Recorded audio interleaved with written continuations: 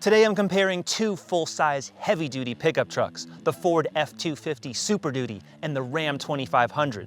Both of them have big turbo diesel engines. They've got tons of towing capacity and payload, and tons of technology that you would never expect in trucks this big. So let's get going. The Ram 2500 was brand new for the 2019 model year. The Ford Super Duty, brand new since 2023. Both of them compete on nearly every single metric imaginable. And that's why they're going head-to-head today, now, and forever into the future.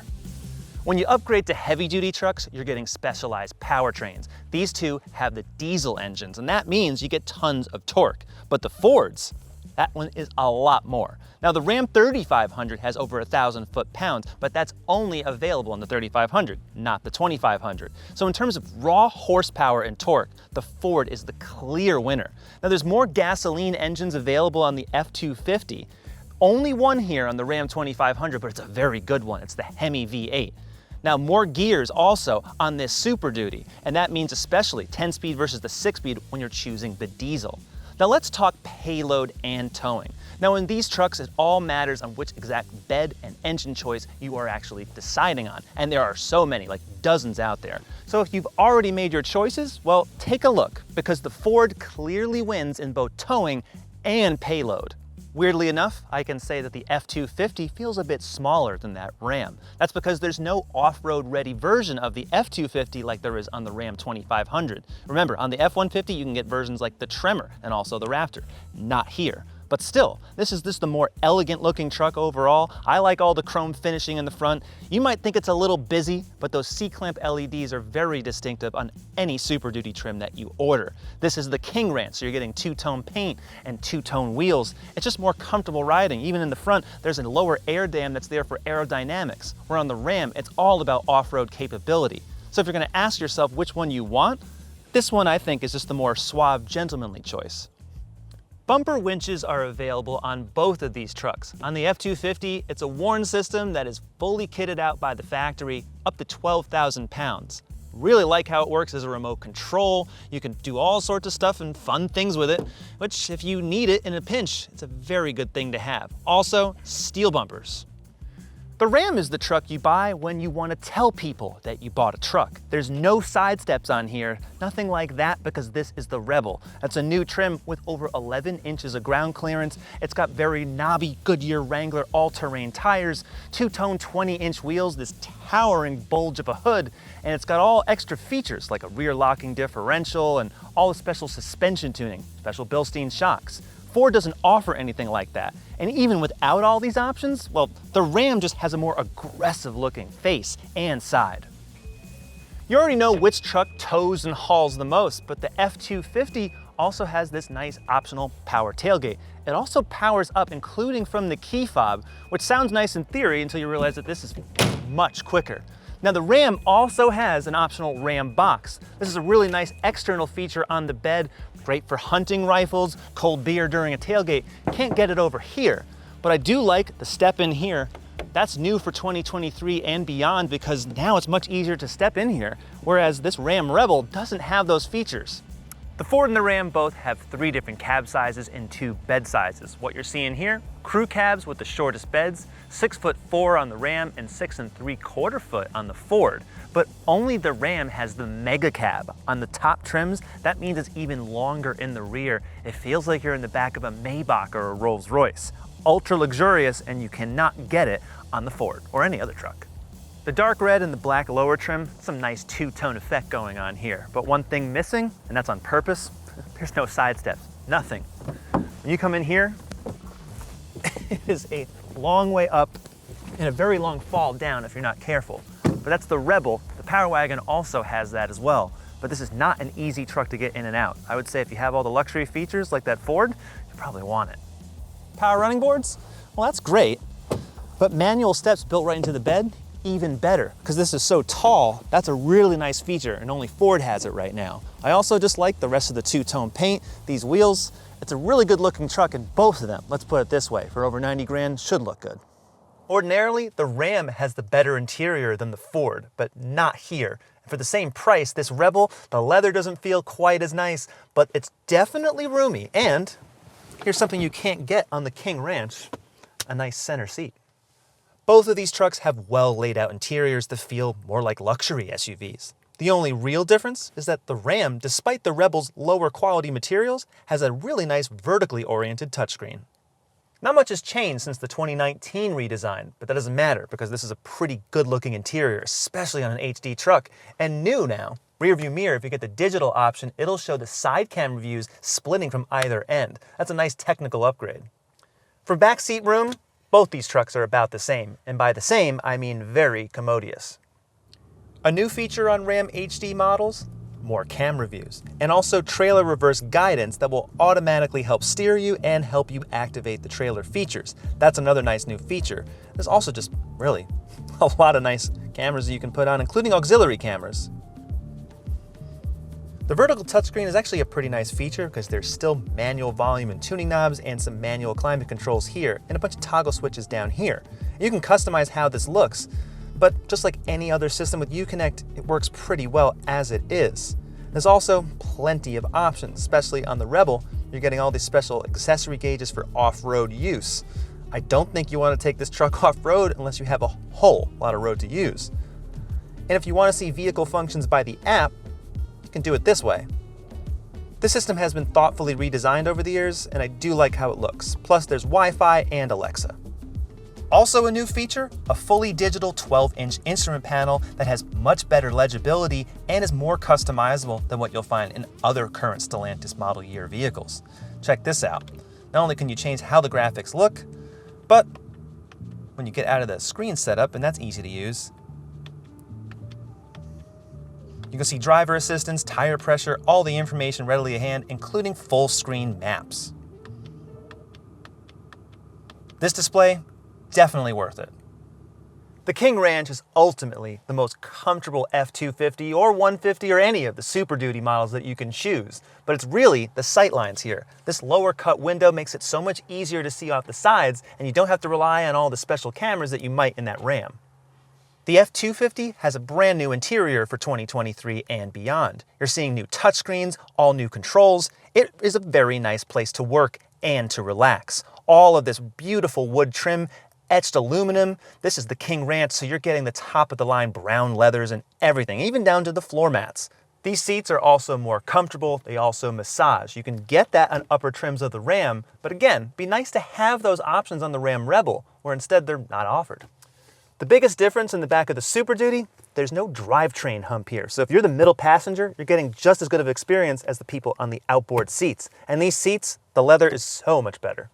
Sync 4 comes standard on every Super Duty. This is the optional 12-inch. Standard is an 8-inch. Works just like you'll find in any F-150. There's Amazon, Alexa, wireless software updates, wireless Apple CarPlay and Android Auto. There's also a few extra features, such as the Smart Hitch, which activates the gooseneck and the fifth wheel, helps you through a checklist. It can even basically weigh the tongue so you don't actually exceed anything on there. Same thing goes with the onboard scales. That's pretty cool. That's also available on the regular F-150, it's just that the scale here goes a lot higher. There's also Pro Power on board. Now this is less than what you'll find in the F-150 hybrid, but when you put it into generator mode, you get the full 2,000 watts of power both inside and in the bed. Plenty of driver assistance comes standard, but there is no Ford Blue Cruise, so that means no semi-automated, hands-off driving. Not available on the Super Duty. When you go in here, if you have a trailer, you usually can't drive them on parkways. I see people do that all across Connecticut. They're not allowed. So what do? You use trailer routing, which automatically will get you off these type of things, right? It knows your height and your width, and it'll know also if the road's a little too curvy and it suggests a better route. This type of stuff is so much better than just using Waze. The digital instrument panel, very crisp, very clear. Lots of information at a glance. You can see all the pitch and roll if you're going off-road. I wouldn't really recommend doing that in a Super Duty. It's just too super huge for that. But there's so much information here, kind of information overload, really. There's also a lot of diesel-specific information, which is quite helpful. It's also fun to nerd out on it. Turbo boost, the engine braking percentage, how much you have for the DEF, that's the diesel exhaust fluid, your exhaust filter, the life on that. Very useful because those things you'll actually have to replace, otherwise you can't restart the truck. That's the regulation, so you've got to abide by them. Really nice to see all that. Again, massive turbo. Really fun to just watch this thing work.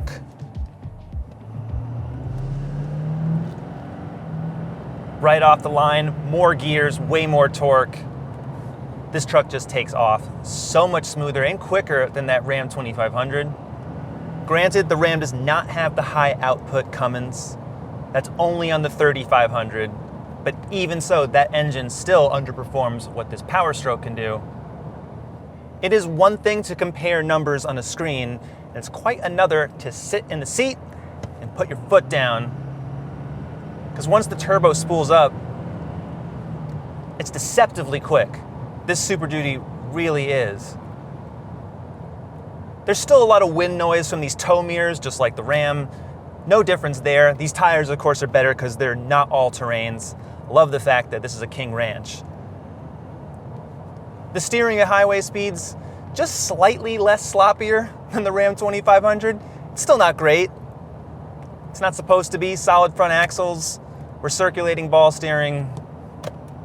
It's not going to perform well as the regular F-150 or the Ram 1500.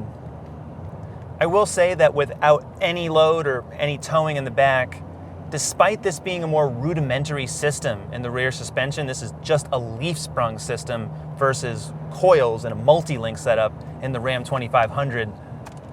I don't really feel a difference in ride quality. Part of that may be because the Rebel version of that Ram is just a lot stiffer.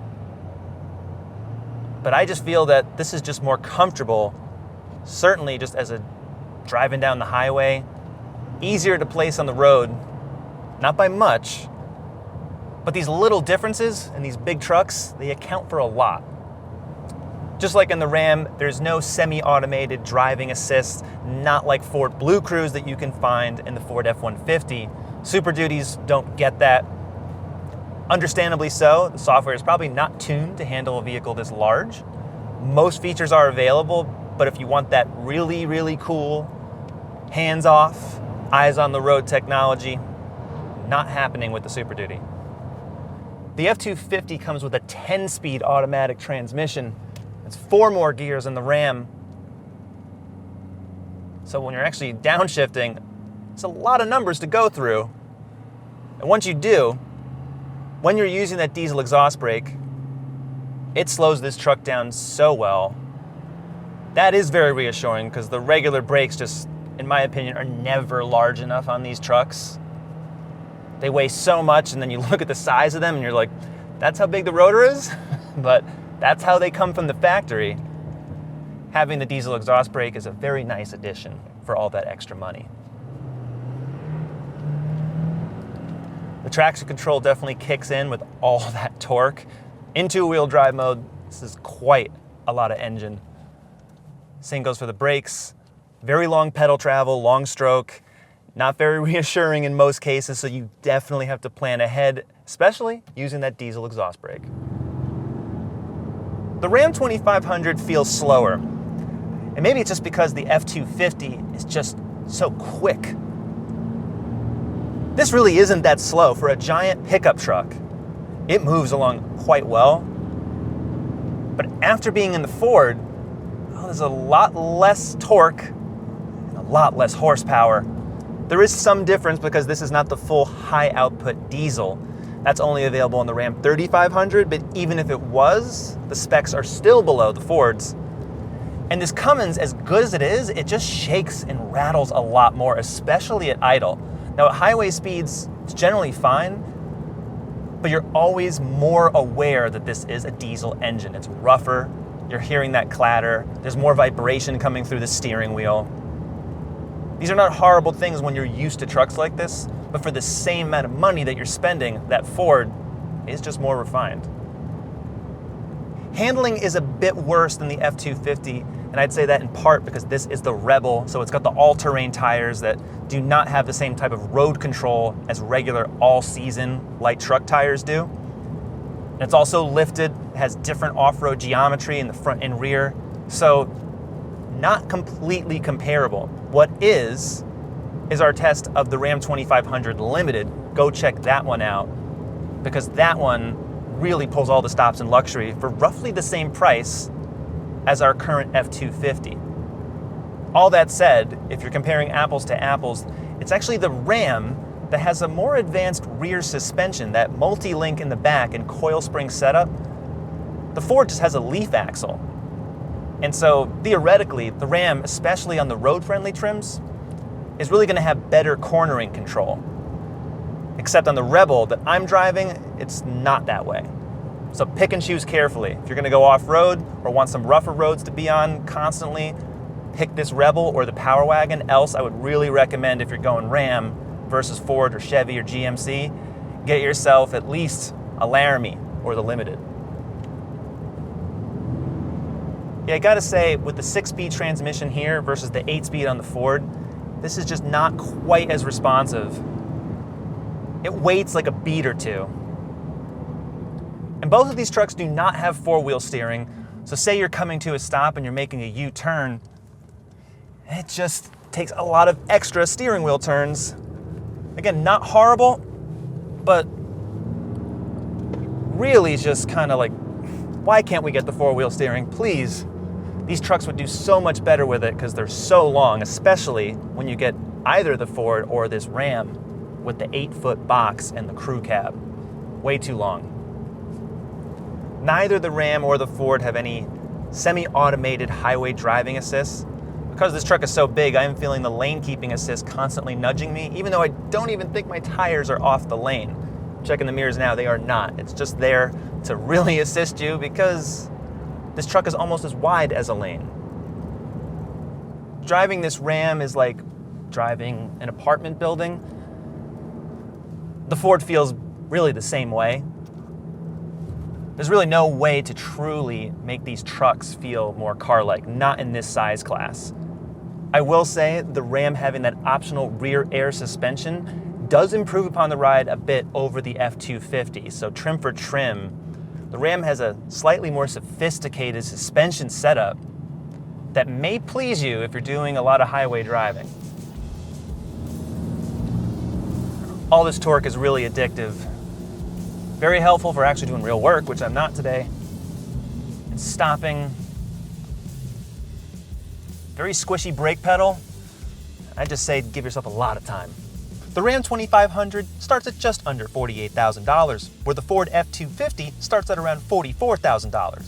That might seem pretty reasonable, but both these trucks, with all of the options that you see, are over 90 grand. Massive heavy-duty trucks command big, heavy prices. Dollar for dollar and pound for pound, it's all Super Duty. The towing, the payload, the amount of torque, the horsepower, the amount of configurations that you could get, they do surpass the Ram 2500. And these are both roughly equivalent in price. I don't like the interior quite as much as upper trims of that Ram, but comparing the two together right now, this one drives better, it looks better, and really it's performing way better, probably more than most people would actually need, but for the same amount of money. What do you think? Because there's a lot of opinions there when it comes to full-size trucks, even more on the HD segment. We've got more comparison reviews coming up at CarGurus, so subscribe to the YouTube channel, go to cargurus.com, we'll see you next time.